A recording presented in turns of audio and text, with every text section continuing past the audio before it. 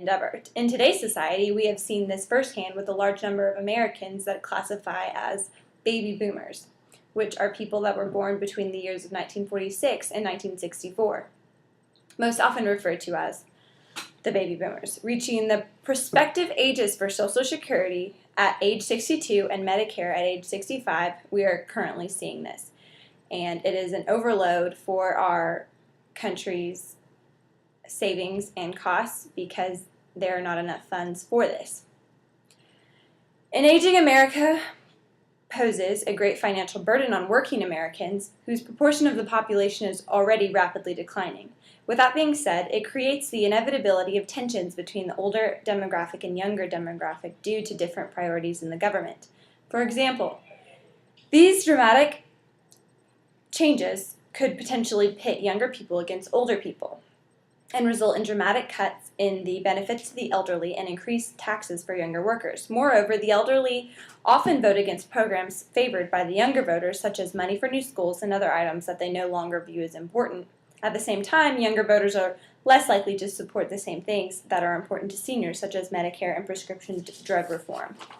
This increased percentage of older adults creates the question, how would this increased percentage of an elderly population be integrated into society and its social order? Participants in the study done by the Australian Research Council expressed concerns on the matter of the social organization present in the time of the technology was made available and how it managed the risk of social isolation among older people. Although that desire to live longer depended on the value the community puts on you. Extending human life expectancy could potentially have ecological consequences. The current population of the Earth is 6.7 billion people. It is projected that in the year 2050, this number will increase by 2.6 billion people. This is without human life extension.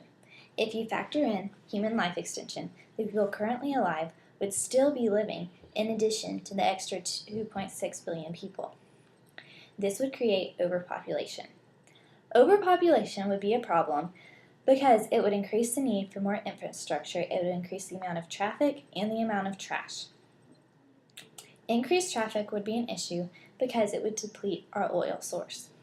Cars run off of gasoline, which is made of crude oil, which is a non-renewable resource. The increased number of traffic would end up depleting our oil source, not to mention the added number of CO2 released into the atmosphere.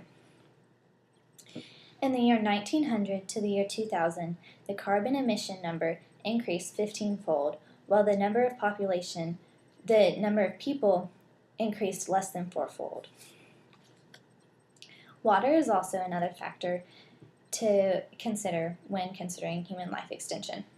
Water is essential to human life, and not just any type of water, fresh water. Humans cannot use seawater because the salinity dehydrates our bodies. We are using up fresh water more quickly, thus seawater is creeping into the aquifers. This is a problem because it creates a need for desalination plants.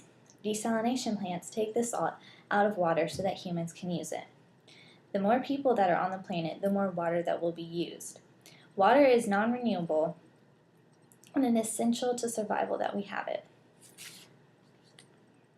Ecological footprints are also something to consider when talking about human life extension. A person's ecological footprint consists of the clothing they wear, the food they use, the water they use, the electricity they use, and even the type of housing they live in. All of these use Earth's resources.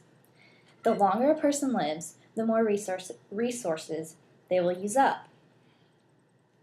If you increase human life expectancy, more resources will be used up.